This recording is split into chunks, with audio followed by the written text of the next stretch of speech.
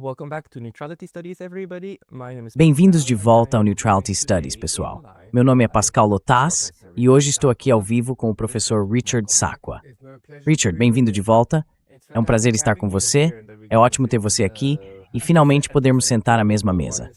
A gente acabou de participar de uma conferência sobre russofobia.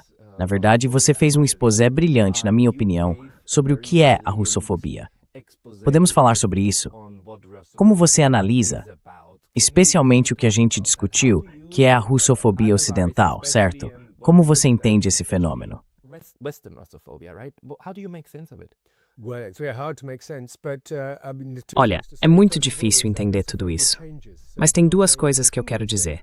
Primeiro, a russofobia muda. Ela não é algo contínuo, é descontínua. Sobe e desce, com momentos de aliança e também duas guerras, por exemplo. Mas o que eu estou realmente destacando, e o que eu tento argumentar, é que depois de 1945, esse tipo de russofobia é só uma outra forma de descrever a relação entre o Ocidente e a Rússia. E essa atitude, claro, é moldada por uma longa história de relações que vem lá desde a separação inicial.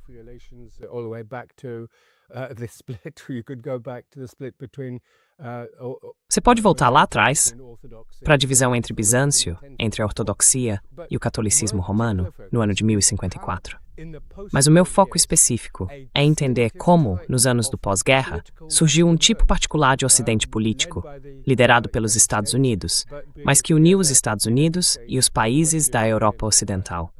E esse ocidente político transformou o caráter da política interna e também a forma como esses países agiam e se relacionavam com outros atores externos, claro, com a China, e em períodos anteriores, com outros também. Então esse ocidente político mudou completamente a maneira de lidar com o que vinha de fora. Quero dizer, nos primeiros anos, é claro, tivemos a Guerra Fria, a Primeira Guerra Fria, que era um tipo de hostilidade organizada, porque o ocidente político catamodenieth geral.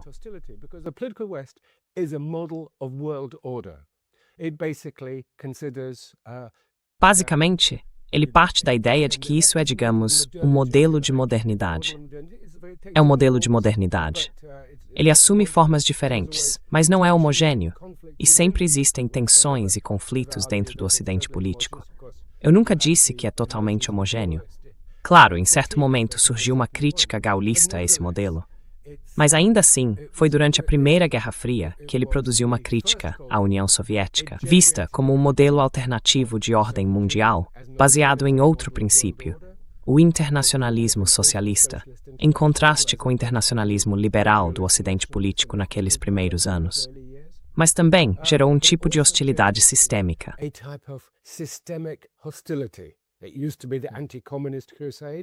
Antes, era a cruzada anticomunista, que, claro, de certa forma, acabou se transformando numa relação. Tivemos o macartismo em determinado momento. Depois, a CIA começou a criar revistas e toda uma ofensiva cultural. Mas o ponto principal de tudo isso, para resumir, é que depois do colapso do modelo soviético de ordem mundial, entre 1989 e 91, com o fim da Primeira Guerra Fria, em vez de essa postura em relação à Rússia mudar, ela se intensificou. Por quê? Essa é uma ótima pergunta. No meu livro anterior, chamado A Paz Perdida, eu argumento exatamente que desperdiçamos uma oportunidade. Na verdade, uma oportunidade dupla. Primeiro, no continente europeu, de construir uma verdadeira ordem de paz, que fosse de Lisboa até Vladivostok. Os russos queriam isso.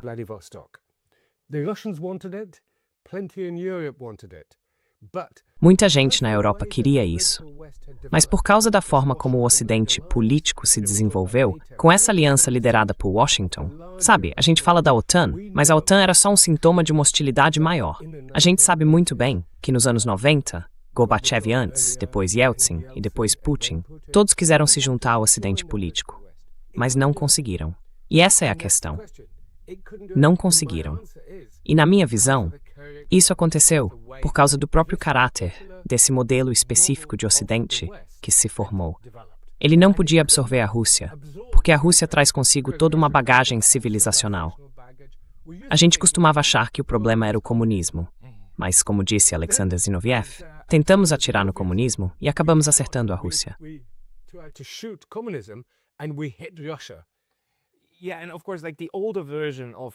É.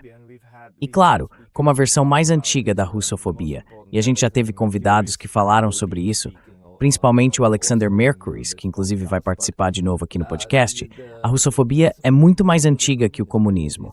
É muito mais antiga que a revolução.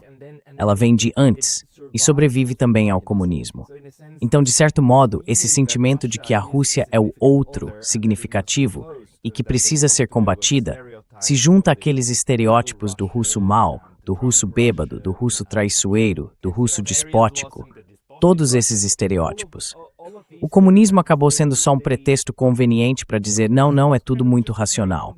Mas por trás disso existe uma irracionalidade profunda, não é?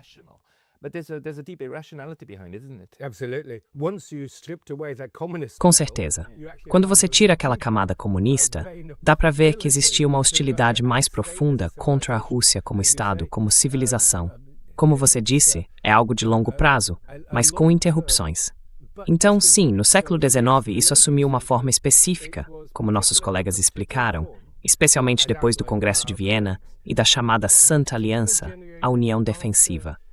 Aí veio, digamos, a Revolução Liberal de 1848. Mas também, um dos eventos que desencadearam tudo isso foi a Revolta Polonesa de 1830. Depois disso, muitos poloneses foram para o Ocidente, e mais tarde os húngaros se juntaram a essa voz. Uma voz que, aliás, se repete hoje, com dissidentes russos indo para o Ocidente e pedindo que o Ocidente use medidas coercitivas contra o próprio país deles, por vários motivos.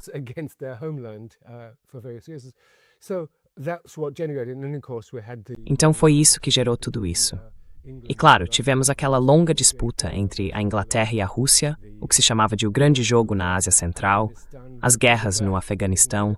Por causa disso, a Grã-Bretanha agiu e também houve a Guerra da Crimeia. Então sim, dá para dizer que há 3 ou 4 fatores envolvidos. Tem o fator religioso. A Rússia é ortodoxa, mas claro, também são a Romênia e a Grécia, embora de uma forma particular. Tem o fator histórico, que remonta ao ano 1054, se não antes. Mas na minha visão, no fim das contas, tudo isso é resultado de competição geopolítica. A Rússia é um estado imenso no leste, que sempre se vê como uma civilização própria, única, e como uma força geopolítica distinta.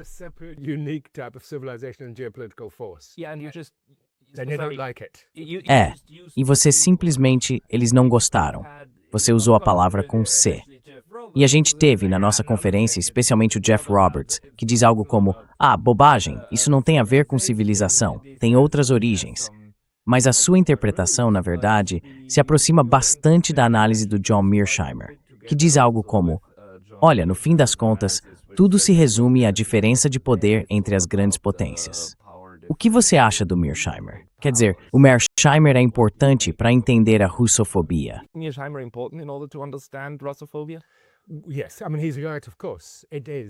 Sim, quer dizer, ele está certo, claro. A questão é que a Rússia, bem, o padrão para a Rússia nunca é tão forte quanto ela acha que é, mas também nunca é tão fraca quanto a gente acha que ela é. Ou o contrário. Então, existe esse elemento aí. Mas quando a gente fala de civilização, isso faz diferença, sim. Quer dizer, o Mearsheimer é muito bom, mas ele deixa de lado 2 coisas fundamentais. O realismo ofensivo dele, bem rígido, parte da ideia de que existem 2 coisas. Primeiro, que há uma caixa preta da política interna.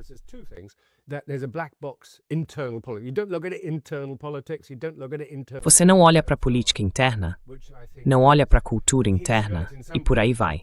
E eu acho que em alguns pontos ele está certo nisso, porque as pessoas definem a política externa muito em função de posição, força, avaliações de segurança e tudo mais. E a segunda coisa que ele não considera é que num contexto mais amplo, fora disso, e eu já discuti isso pessoalmente com ele, eu acho ele ótimo, gosto do jeito que ele pensa.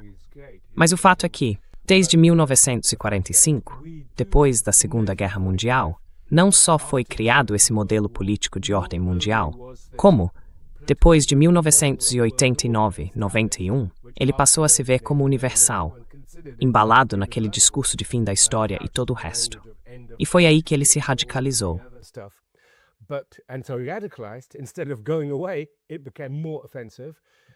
Em vez de desaparecer, isso ficou ainda mais ofensivo. Mas quando a gente fala de civilização, estamos falando num nível abaixo da política, que a Rússia, a China, a Pérsia, o Irã de hoje, a Índia, claro, e tantos outros países têm uma identidade cultural profunda, um senso de si mesmos como cultura, como civilização. E isso não dá para ignorar. Então é mais do que um simples equilíbrio de poder, porque envolve como cada um se enxerga no mundo. E a Rússia, hoje, se vê dessa forma e usa a linguagem da multipolaridade para expressar essa individualidade e o seu papel ativo nos assuntos internacionais.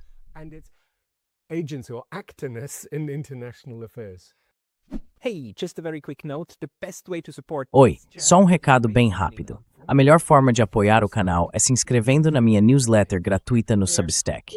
Você também pode ajudar com uma assinatura paga por lá, ou comprando alguns dos nossos novos produtos em neutralitystudies.com.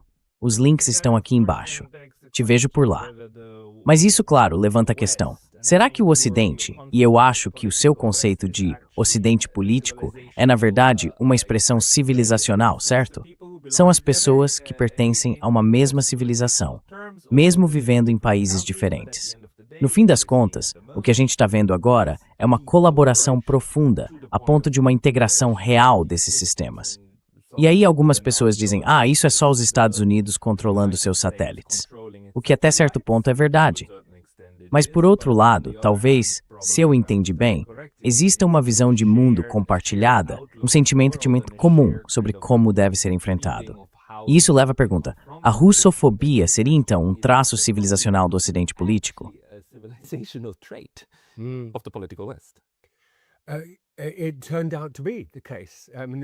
E acabou sendo exatamente isso. Quer dizer, foi algo puramente empírico. Nos anos 90, depois do colapso da União Soviética, a Rússia surgiu dizendo: pessoal, a gente quer se juntar a vocês. Queremos fazer parte do Ocidente político. E muita gente, uma geração inteira, começou a pensar dessa forma. E depois ficaram chocados. A ampliação da OTAN, que a gente costuma discutir tanto, é só um sintoma de um problema maior. Talvez a OTAN devesse mesmo se expandir, não? Mas o problema foi a maneira como isso foi feito para excluir a Rússia. A OTAN podia fazer coisas boas. Se ela ajudava a evitar que Grécia e Turquia entrassem em guerra por causa daquelas ilhas e tudo mais, ótimo. Mas o que não podia fazer, e foi exatamente o que fizeram, era se expandir, na prática, contra a Rússia.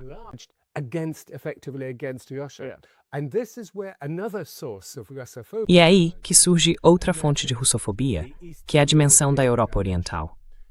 Claro, depois que esses países entraram na OTAN, a partir de 1999, e depois na União Europeia, que nesse modelo do chamado Ocidente político, são as duas grandes instituições, todo aquele conjunto cultural volta à tona. A linguagem da liberdade, a ideia de que a Rússia é despótica, tudo isso reaparece, mas em uma nova forma. A Rússia é vista como assassina, como se estivesse conduzindo uma guerra híbrida contra nós. Em outras palavras, recriamos um conflito onde não havia necessidade. E a Rússia queria fazer parte desse Ocidente político. Um dos aspectos é que dentro desse Ocidente político existe o atlantismo como ideologia, em contraste com o continentalismo, como diriam os gaullistas, que busca unir todo o continente.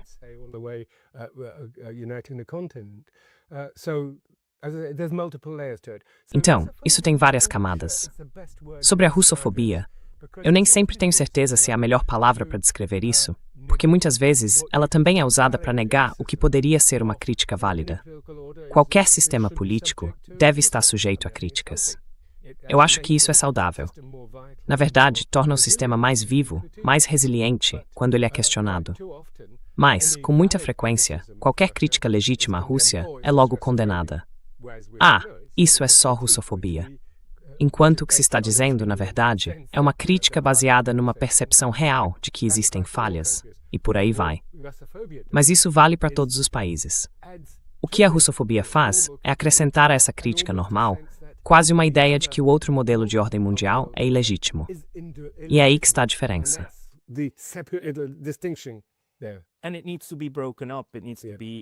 Isso precisa ser desmembrado, precisa ser dividido em partes ainda menores, certo? Então essa ideia ocidental de que o que aconteceu com a União Soviética deveria acontecer com a Rússia, E esse discurso de descolonizar a Rússia basicamente significa, de novo, fragmentar o país. E por trás disso, existe esse desejo de certa forma, destruir o que a Rússia é hoje, entende? E nós tínhamos colegas russos na conferência que estavam interpretando, especialmente, as críticas russas aos emigrados. Ou seja, as pessoas que foram para o Ocidente durante a Guerra Fria e depois começaram a reclamar do sistema no próprio país.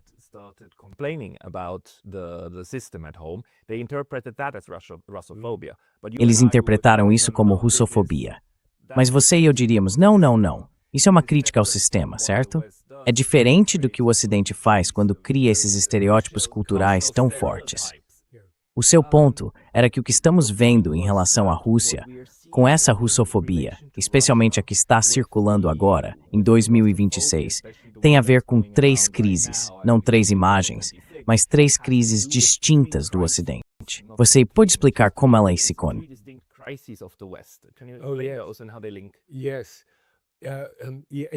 Sim, de fato, o Ocidente evoluiu. Antes de tudo, o Ocidente político, como modelo, sempre teve, digamos, 2 faces. Tinha uma face da Commonwealth, que era dos bens públicos, da linguagem da liberdade e tudo mais, constitucionalismo, Estado de Direito, todas essas coisas positivas. Mas tinha também uma segunda face, que a gente pode chamar de império, marcada por relações de dominação e subordinação. Nos primeiros 40 anos depois da Segunda Guerra Mundial, tivemos um Ocidente social-democrata, com grande desenvolvimento dos estados de bem-estar social. O Reino Unido, por exemplo, em meados da década de 70, era o mais igualitário que já foi, adotando políticas de tributação progressiva, de redistribuição e assim por diante. E precisava dessas políticas sociais. Depois passamos os últimos 40 anos minando tudo isso com o neoliberalismo. E não foi apenas, digamos, desligamento com a economia em relação ao controle social e às visões progressistas.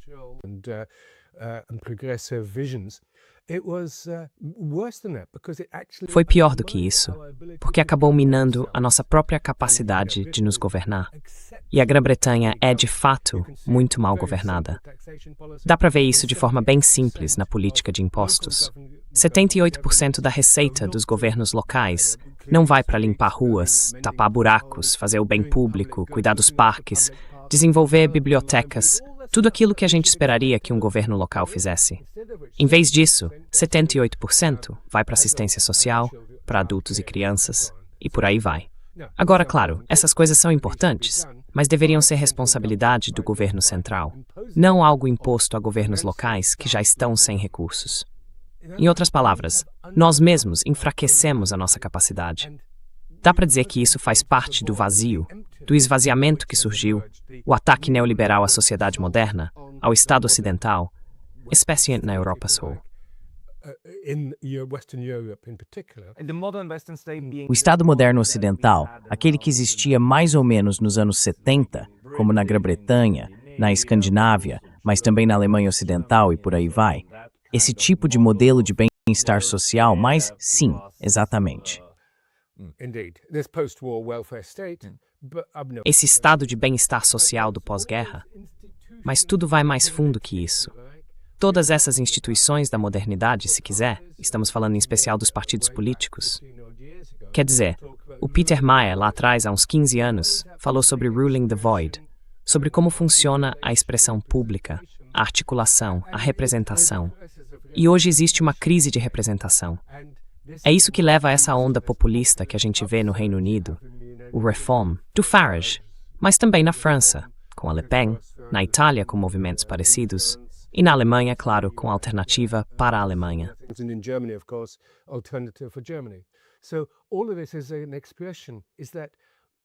Tudo isso mostra que a gente vive um vazio político e também uma crise econômica. Porque, claramente, houve uma financiarização dos sistemas econômicos que acabam se sobrepondo, digamos assim, ao investimento produtivo de verdade. E, claro, existe também uma crise social. A política de identidade tem o seu lugar em qualquer sociedade. Ninguém está negando isso.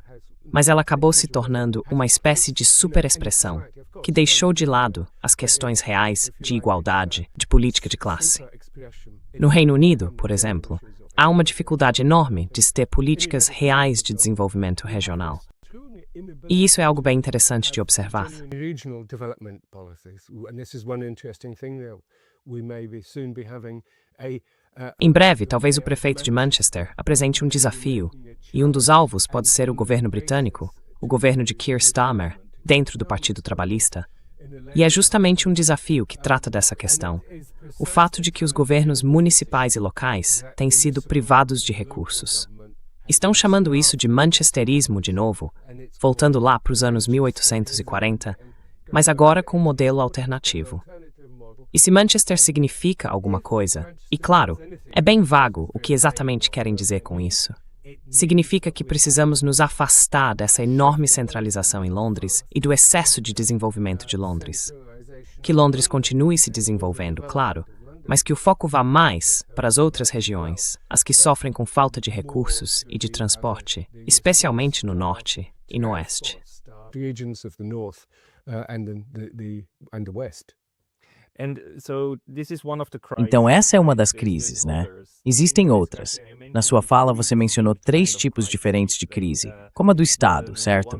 Que seria a desmodernização ou a pós-modernização. Ah, e tem também toda a questão militar envolvida nisso, não é? Sim.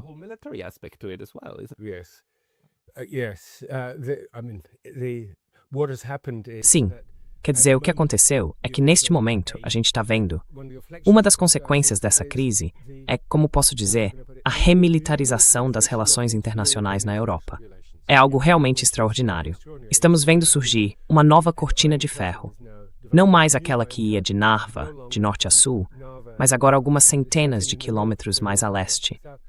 E, de certa forma, a gente recriou a Guerra Fria, só que numa versão muito mais virulenta, muito mais agressiva do que antes. E tem um segundo ponto. Essa nova Guerra Fria está sendo gerada e mantida mais pelas potências europeias do que pelos próprios Estados Unidos, o que é, no mínimo, estranho.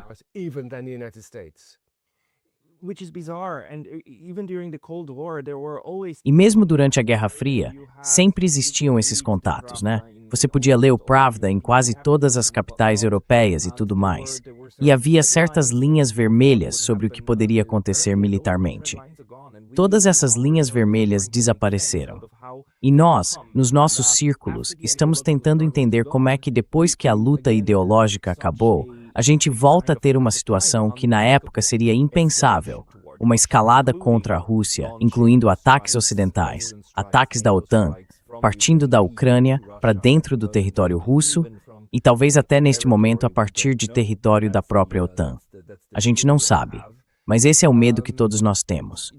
E isso se conecta com essa ideia do que é a Rússia, e eu acho que o tema da nossa conferência é justamente esse ódio à Rússia. Você acha que isso é um fator que inspira tudo isso?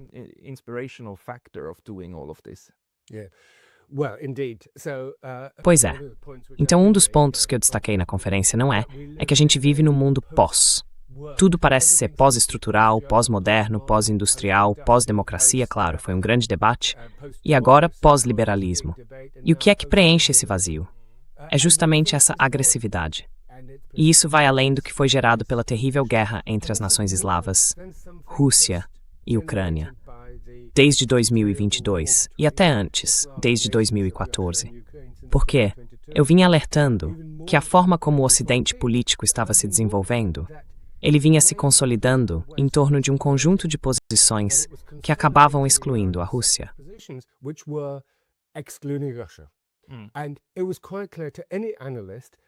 E estava bem claro para qualquer analista que isso ia acabar mal.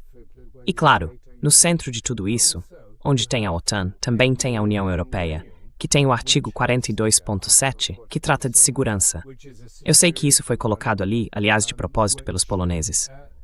O Sikorski era o ministro das Relações Exteriores na época do Tratado de Lisboa, e depois eles trouxeram o Carl Bildt, o ministro sueco, para participar. Eles colocaram aquilo de propósito para irritar os russos.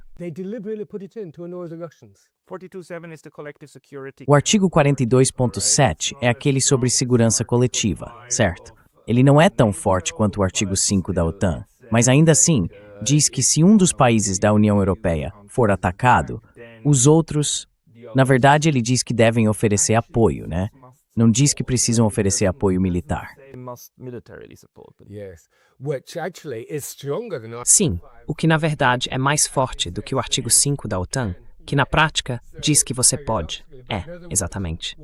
Então, paradoxalmente, o que eles fizeram foi otanizar a União Europeia. E claro, nas versões mais recentes, a gente vê uma fusão de fato entre a União Europeia e a OTAN. A União Europeia se tornou militarizada e vem falando em algo como um keynesianismo militar, usar o investimento em defesa como forma de tirar a economia da estagnação.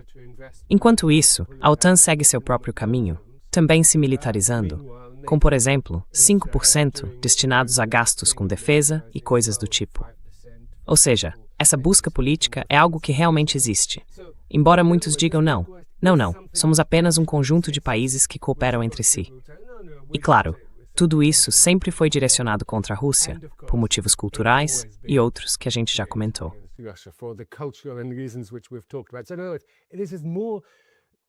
Então, isso é mais, sabe, quando você acabou de perguntar agora há pouco, por quê?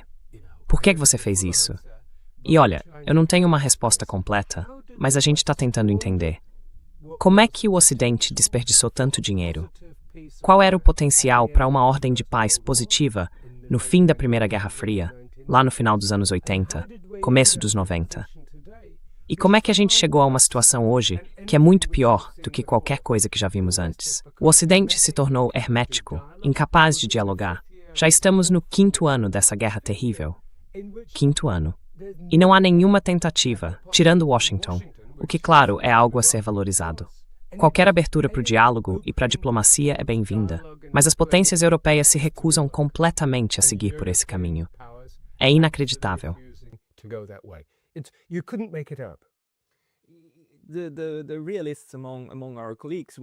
Os realistas entre os nossos colegas vão voltar e dizer algo tipo, é claro, né? É assim que as grandes potências agem. É do interesse dos Estados Unidos manter todo mundo por baixo, certo? A competição por segurança, como diz o Mearsheimer, é inevitável. Então qualquer um que possa, mesmo no futuro, se tornar um rival, precisa ser contido o quanto antes. E o domínio total seria, na verdade, a melhor estratégia para qualquer grande potência. E a Europa seria só um satélite que já foi subjugado, certo? Esse seria o argumento deles. Mas ainda assim, parece que isso deixa de lado os mecanismos que fazem tudo isso funcionar, mesmo que fosse verdade. Faltariam os mecanismos.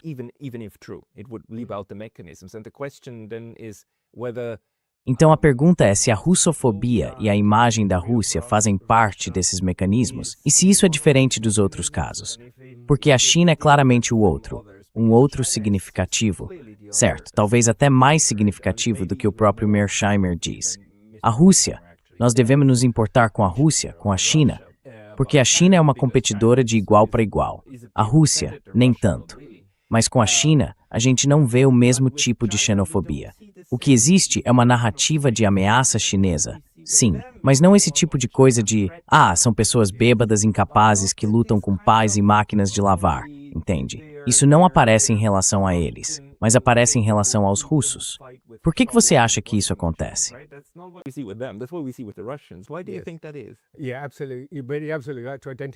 Sim, com certeza. Você está absolutamente certo em apontar essa diferença. É que, claro, a guerra entre a Rússia e a Ucrânia é apresentada, até no Ocidente, como uma guerra de civilização. Vamos usar de novo a palavra com C. Uma guerra de civilização. A ideia de que a Ucrânia seria a linha de frente que impede as hordas bárbaras de invadirem a partir da Eurásia, das estepes asiáticas e por aí vai. Todos aqueles clichês do século XIX. É por isso que a russofobia tem, sim, um sentido real. É mais do que só.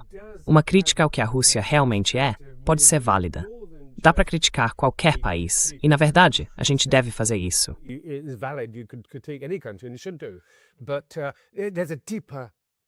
Mas existe um antagonismo mais profundo, muito mais profundo, que você acabou de identificar. E ele é diferente da relação com qualquer outro competidor, especialmente, claro, a China. E claro, a lógica desse argumento que você acabou de expor, de que não se deve permitir que surja um competidor regional e que é preciso neutralizá-lo antes que isso aconteça, leva à conclusão de que então deveríamos ter trazido a Rússia para o nosso lado, como parte do nosso grupo. Exatamente. Isso teria mais sentido. É justamente aí que a abordagem realista também se perde, né? Com a Rússia contra a China, teria feito muito mais sentido. Instead of which, we've consolidated the Russian. Em vez disso, o que aconteceu foi a consolidação do alinhamento entre Rússia e China. E isso, mais uma vez, é absolutamente claro. Rússia e China têm hoje relações melhores e mais intensas do que em qualquer outro momento da história, e esse vínculo vai durar. Mas esse alinhamento, obviamente, tem suas próprias contradições e tensões internas. Isso é normal. O que o sustenta, no entanto, é uma rejeição à política do chamado Ocidente político. Of that politics of the political West. And that's hugely important. That the political West. E isso é extremamente importante. O Ocidente político, como um todo, criou uma forma de pensar em que nós somos a esfera da liberdade, enquanto o outro lado é o do despotismo. Nós temos economia livre, eles têm corporativismo estatal e por aí vai. A corrupção é sempre usada como grande argumento. Qualquer sistema que não se encaixa no que se gosta, por exemplo, a Geórgia hoje, é uma sociedade corrupta. Quando, na verdade, provavelmente é bem menos corrupta que a Ucrânia, com certeza, e que muitos outros países também. Então, dentro do Ocidente político, o que existe é algo que eu chamo de hermético. É fechado. Só consegue conversar consigo mesmo. Sim. E mesmo assim, isso acaba se tornando cada vez mais irracional. Porque, com base no seu argumento, a pergunta seria: tudo bem, isso faria sentido do ponto de vista de Washington. Manter a Rússia, ou qualquer outra grande ameaça, potencial ou real, sob controle como a China. A questão é, por que as potências europeias aceitaram isso? Se não era do interesse estratégico delas, teria feito muito mais sentido para a Alemanha, a Rússia e a França construírem esse continentalismo. Aliás, eu defendo essa ideia há 30 anos. E não é só a proposta da Casa Comum Europeia, do Gorbachev, é também a Confederação da Europa, do Mitterrand. Até a senhora Thatcher, que foi uma das políticas mais competentes, embora eu discorde muito das posições dela, entendeu algumas dessas questões bem cedo.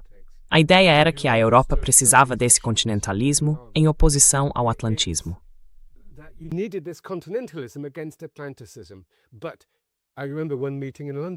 Mas eu me lembro de uma reunião em Londres, com embaixadores, na Embaixada da Polônia. Eu mencionei esse assunto, e o Lord Hanai, que foi nosso representante nas Nações Unidas, disse, a heresia gaulista. Era um pensamento herético. E até a palavra heresia era significativa nesse contexto, porque, em outras palavras, existe um tipo de discurso limitado e permitido, mas qualquer coisa além disso se torna heresia. E agora, claro, é reprimida. Hoje temos todo um sistema de suposto combate à desinformação, às fake news e por aí vai. Então, nós mesmos criamos esse clima. E, de novo, como eu disse ontem, chegamos a uma febre de guerra. É uma febre de guerra parecida com a da Primeira Guerra Mundial. E quando a gente lê a história da Primeira Guerra, é uma loucura. Apenas uma semana, um mês antes, ou 2 meses antes, o czar estava na ilha de White, no Festival de Vela. Todas as famílias eram ligadas entre si, e mesmo assim foram para uma guerra em que milhões morreram. E não vamos esquecer que o czar, o Kaiser e o rei da Inglaterra eram primos. Eles são todos... Eles eram todos netos da Rainha Vitória, né? Mas dá pra ver, em todas aquelas fotos da Primeira Guerra Mundial, quando a guerra estourou, quando foi finalmente declarada, as pessoas estavam nas ruas comemorando, em todas as capitais, tirando o chapéu e gritando, cheias de entusiasmo. E depois, com um sorriso no rosto, subiam nos vagões do trem e partiam pro front. Os alemães diziam, a gente se vê no Natal, no Champs-Élysées. Mas não foi assim, não foi mesmo. And it didn't go that way. And it didn't. No. At the moment we are not there yet. No, we're not. No momento ainda não chegamos lá. Não, ainda não. Porque eu acho que as sociedades não querem isso. A gente viu isso na Alemanha, nas pesquisas de opinião pública, quando o ministro da Defesa disse que os alemães deveriam estar prontos para fazer sacrifícios e até falou em algum tipo de serviço militar leve sendo considerado. A reação foi enorme. Não. Então, por enquanto, parece ser algo das elites, mas, como a gente sabe, a imprensa popular, estamos stressing you with this prensa sensacionalista, e hoje as redes sociais podem facilmente fazer idioma.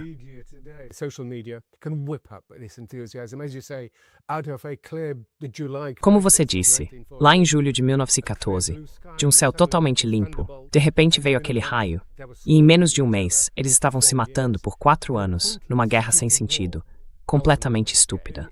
No fim das contas é isso.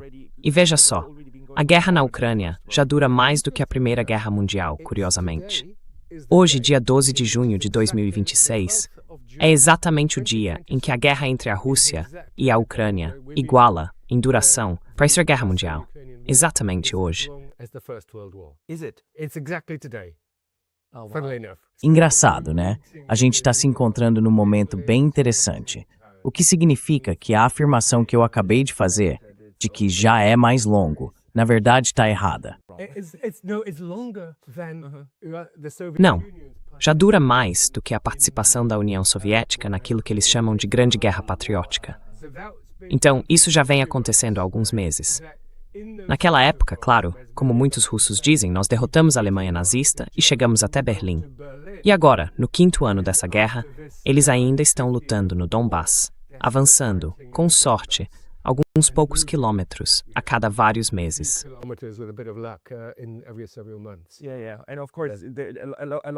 Sim, sim.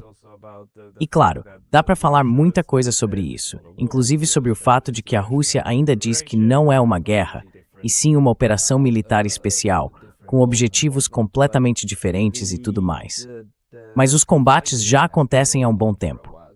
Você acha que a forma como a guerra na Ucrânia se desenrolou acabou intensificando a russofobia no Ocidente?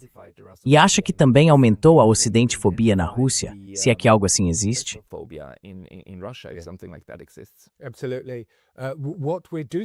Com certeza. O que a gente vê é que os ucranianos conseguiram conduzir muito bem as narrativas e a comunicação, e que eles conseguiram, de certa forma, cancelar a Rússia. Logo no começo, shows de músicos russos e outras apresentações foram cancelados. E até hoje, a Rússia não pode participar da maioria dos esportes com a própria bandeira, nem como seleção nacional. Eles também não vão poder disputar a próxima Eurocopa, por exemplo. Isso é algo sem precedentes. Nem mesmo nos tempos difíceis da União Soviética, da Iugoslávia ou de outros países comunistas. E claro, a gente tem uma dinâmica completamente diferente quando se trata de Israel e dos Estados Unidos, que atacaram o Irã sem provocação e tudo mais. Quer dizer, agora a gente vê essa hipocrisia escancarada. Tá ficando cada vez mais evidente. Mas o interessante é que funciona, né?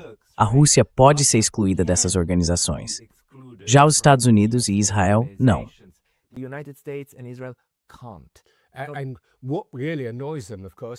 E o que realmente incomoda eles, claro, é que a Rússia não pode ser excluída como membro permanente do Conselho de Segurança das Nações Unidas. Eles gostariam de ter feito isso.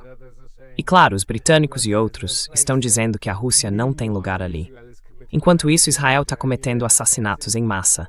E os Estados Unidos estão lançando um ataque não provocado, literalmente não provocado, contra o Irã, no dia 28 de fevereiro deste ano. Então, esse é mais um motivo pelo qual esse modelo do chamado Ocidente político, para mim, é importante. Porque ele mostra que os chamados 2 pesos e 2 medidas são algo sistêmico, não é algo aleatório. Em outras palavras, no meu modelo, existe o sistema internacional, que hoje é o sistema baseado na Carta das Nações Unidas. Ele não é de forma alguma um governo mundial, mas é o que estabelece o direito internacional. Essas normas, e tem direito legítimo na política internacional.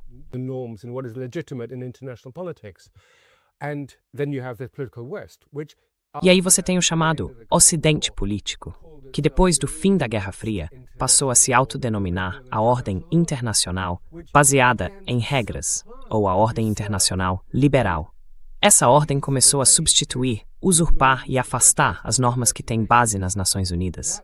Isso quer dizer que eles começaram a criar, digamos assim, uma ordem baseada em regras, inventando as próprias regras dentro da própria ordem, sem seguir o que está estabelecido pela ONU. E isso leva a padrões duplos. Fazemos o que fazemos porque é o certo a se fazer, e porque podemos, porque conseguimos escapar das consequências. E já antes mesmo de Donald J. Trump, esse Ocidente político vinha se afastando e tentando substituir as normas imparciais e universais que estão na Carta das Nações Unidas e no direito internacional que veio depois.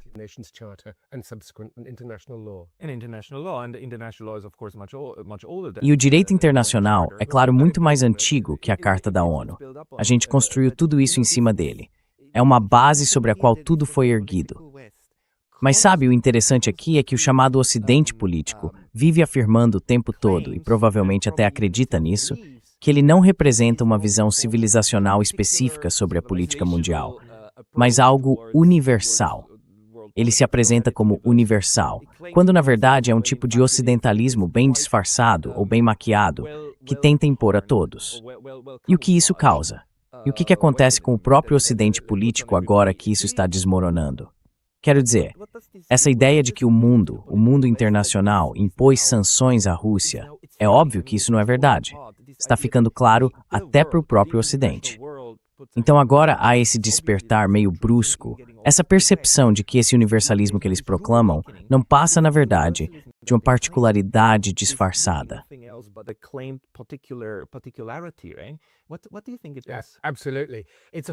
O que você acha que é? Sim, com certeza. É um falso universalismo, porque não se baseia em princípios geralmente aceitos das Nações Unidas, mas sim em outra lógica. Como eu disse, existem modelos concorrentes de ordem mundial. Antes a gente tinha a União Soviética como modelo de ordem mundial, que obrigava o Ocidente político, de certa forma, a se adaptar, a se reformar e a construir os estados de bem-estar social, como comentamos antes.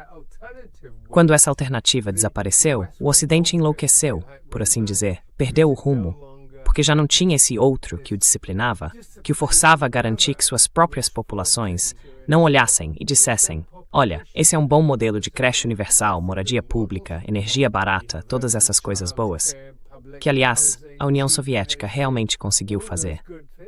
Claro, também teve coisas ruins.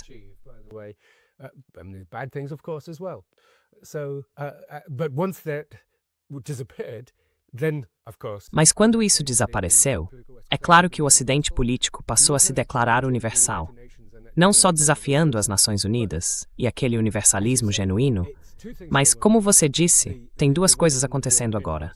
As potências da Europa Ocidental, com certeza, e até mesmo os Estados Unidos, estão vendo seu peso econômico diminuir em comparação com o grupo dos BRICS, de modo geral. Porque o que aconteceu foi o seguinte: à medida que o Ocidente se torna relativamente mais fraco e mais pobre, ele fica cada vez mais violento e mais agressivo. Um sintoma de declínio, de desespero, tentando encontrar soluções, relevância e um papel no mundo. O que aconteceu é que, bom, perdi o fim da frase, mas era algo como: o fato de não conseguir seguir as próprias normas, digamos assim, dentro das Nações Unidas, está levando a toda uma série de patologias.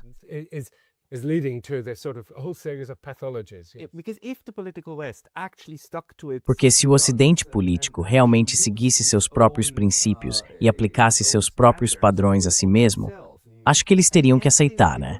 Teriam que aceitar a Rússia, teriam que aceitar a China, se esse universalismo proclamado fosse realmente aplicado de forma universal, inclusive a eles mesmos. Mas como não fazem isso, a única opção que sobra para os outros é dizer algo como: não, a gente volta às normas universais de verdade, aquelas que já escrevemos e com as quais já concordamos. E agora o que os outros estão fazendo, Irã e Rússia, é justamente pressionar o Ocidente a cumprir essas normas.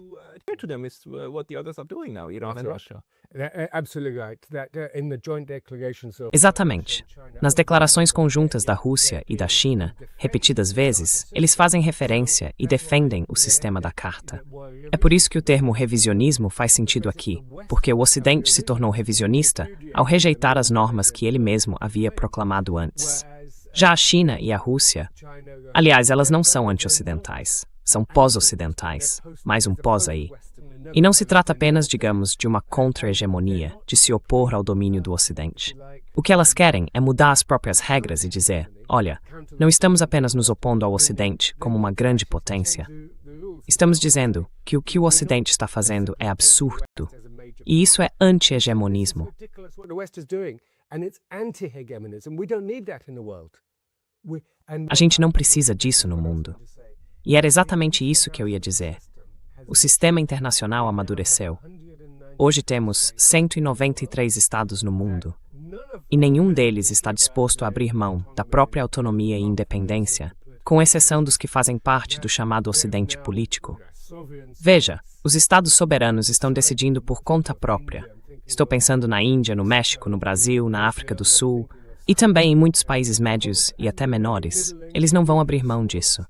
O sistema internacional amadureceu, e isso faz com que o falso universalismo do Ocidente político pareça ainda mais ultrapassado, ainda mais perigoso. A União Europeia está aberta.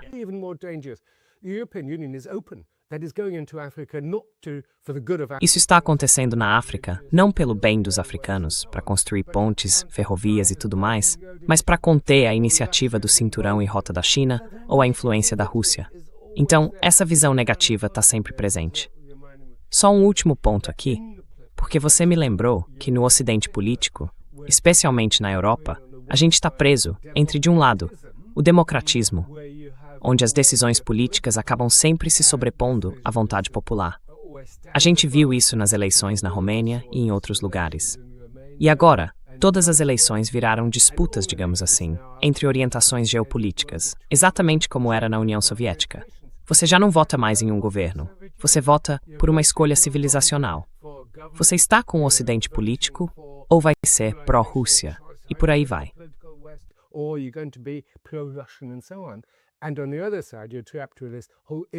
E do outro lado, a gente fica preso com todo esse movimento antiliberal surgindo.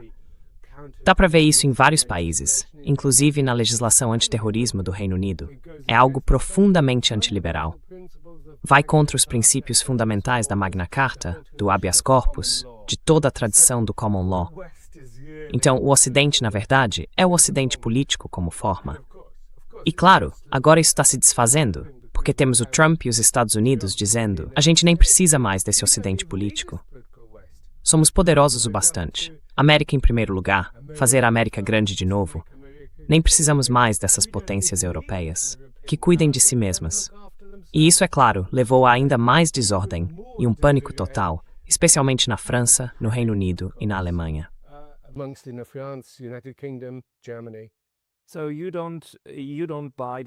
Então você não concorda com o argumento de pensadores como Brian Berlitschik, de que, no fim das contas, tudo isso é só uma encenação, que a Europa, na verdade, está sendo levada por outro caminho, fingindo abrir mão de certas coisas para forçar uma maior militarização e assim reforçar o império e a hegemonia dos Estados Unidos. Não por serem gentis com os europeus, mas fingindo que não estão fazendo isso.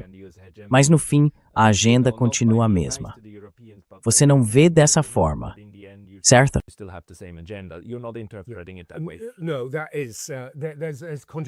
Não, quer dizer, há movimentos contraditórios acontecendo. De um lado, os Estados Unidos têm dito, como vimos na Estratégia de Segurança Nacional e nos vários discursos do Marco Rubio e de outros na Conferência de Segurança de Munique, que é preciso um novo começo dentro do chamado Ocidente político, um toque fundamental dos Estados Unidos. E isso reflete uma sensação real de que 70, agora 80 anos depois do fim da Segunda Guerra Mundial, o que está acontecendo, afinal? Se você lembrar, quando a OTAN foi criada em 1949, o Eisenhower disse: se ainda tivermos tropas americanas na Europa daqui a 10 anos, teremos fracassado. E já se passaram mais de 70 anos desde então. Ou seja, há uma sensação de estagnação, uma sensação de que esse é um fenômeno político esgotado.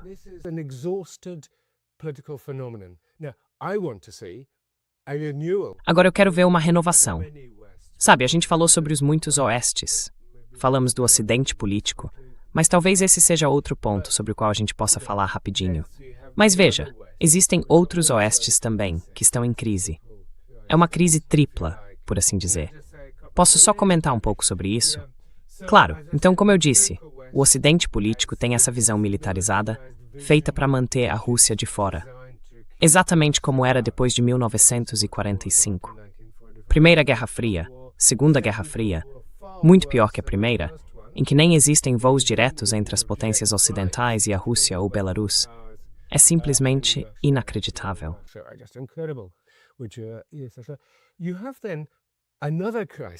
Você tem, então, outra crise que se sobrepõe a essa, que vimos no movimento Black Lives Matter, e em toda essa discussão sobre o papel do império. E estamos falando do Ocidente imperial, ou colonial, dos últimos 500 anos. Essa revisão e esse debate são extremamente importantes agora. O papel da escravidão, o desenvolvimento do capitalismo, todas essas discussões. E, no fim das contas, é algo que já vem acontecendo há algum tempo. O Niall Ferguson escreveu um livro sobre o imperialismo britânico há cerca de 2 décadas, dizendo que, na verdade, o Império Britânico não foi tão ruim assim. E ouvimos o Marco Rubio, na Conferência de Segurança de Munique, dizer os gloriosos 500 anos da civilização ocidental, da cultura ocidental. Então isso se sobrepõe ao momento atual, o que, de novo... E claro, os russos reagem dizendo, e ouvimos isso ontem, que eles nunca foram potências imperialistas ou colonialistas, e por aí vai.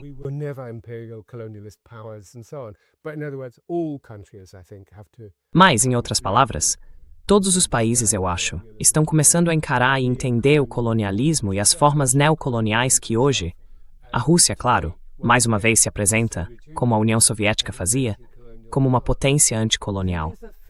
Depois tem uma terceira questão, que é o que eu agora chamo de emergência, o que antes se chamava de Ocidente judaico-cristão, ou greco-romano, e que eu prefiro chamar de Ocidente filosófico, porque era realmente um modo diferente de pensar sobre si mesmo. Você passa de uma visão cosmológica do mundo para uma visão teológica. E depois, uma das características únicas do nosso Ocidente, e eu me orgulho de fazer parte disso se quiser, são as suas reflexões filosóficas, de Platão, Aristóteles e tantos outros. E esse tipo, o filósofo, veio da Pérsia.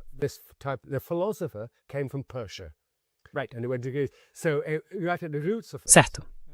Então, bem na raiz disso tudo, trata-se de um processo de desocidentalização, não algo estritamente judaico-cristão, no sentido de dizer que estávamos lá no começo e seguimos depois um caminho específico, mas na essência sempre foi, digamos, um elemento civilizacional. E claro, alguém poderia perguntar, por que nós, e não os persas, os babilônios, ou claro, as civilizações índica e cínica que existiam no início? Mas nós seguimos uma trajetória própria. O Ocidente filosófico sempre refletiu sobre si mesmo, obviamente cheio de ilusões e enganos sobre a própria identidade, mas ainda assim é uma tradição importante. Eu diria, como um grande neoplatônico, que isso tem uma importância enorme.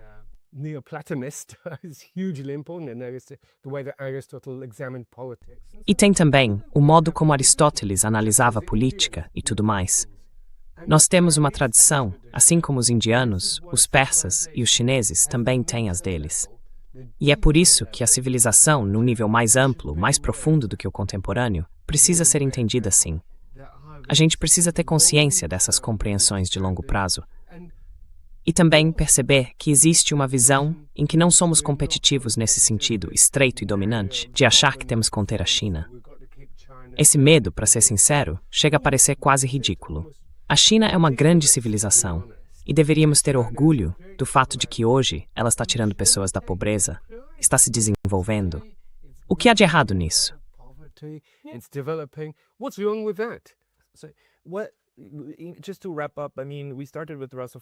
Para encerrar, a gente começou falando de russofobia, e ainda vamos explorar se a russofobia faz parte da essência do Ocidente político, ou se é só um fenômeno que o Ocidente político poderia existir sem.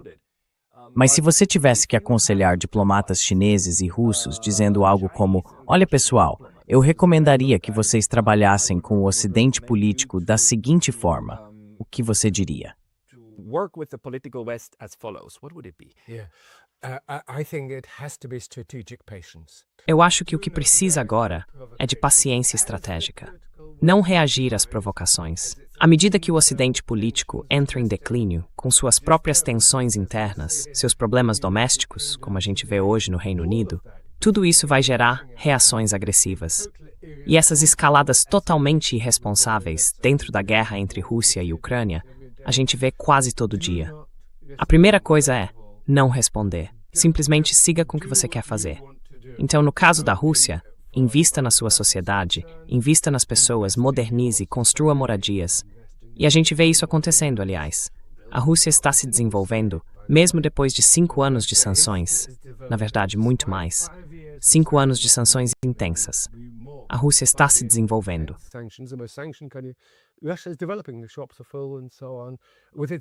As lojas estão cheias, com seus próprios produtos e tudo mais. E, na verdade, alguns russos nos disseram, até aqui nessa conferência, que a melhor coisa que o Ocidente já fez foi impor sanções à Rússia, porque isso obrigou o país a se voltar para si mesmo. E o mesmo vale para os chineses. O ponto principal é continuar comprometido com as Nações Unidas e com o sistema da Carta, porque a gente sabe que Israel, a Ucrânia e os Estados Unidos não gostam muito da ONU. Então, é preciso defender o direito internacional. Claro, a maioria dos países é melhor em declarar fidelidade a esses princípios do que em segui-los de fato, mas isso não é o mais importante. O que importa é manter o compromisso normativo com eles. Quanto à frente russa, não vamos entrar nas causas da guerra entre Rússia e Ucrânia, mas é certo que a Rússia tenta se justificar com base no artigo 51 da Carta das Nações Unidas.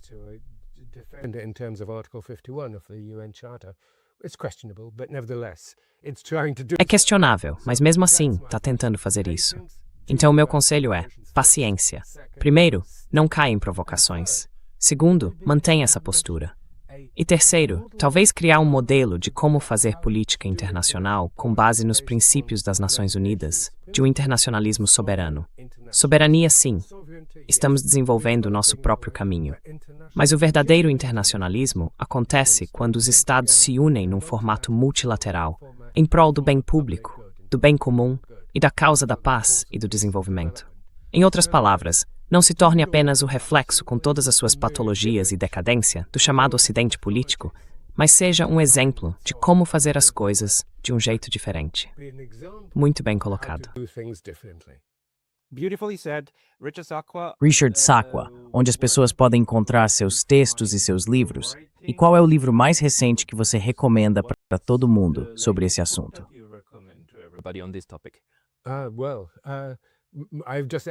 Bom, eu acabei de lançar um livro sobre a guerra entre a Rússia e a Ucrânia, e o subtítulo é As Loucuras do Império, que trata um pouco desse tema.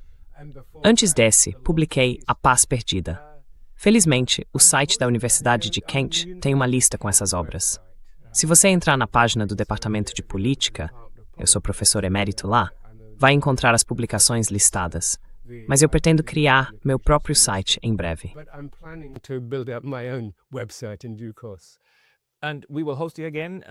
E a gente vai te receber de novo em breve. Pessoal, entrem no site da Universidade de Kent e procurem os livros do Richard. Ele escreve muito, o tempo todo.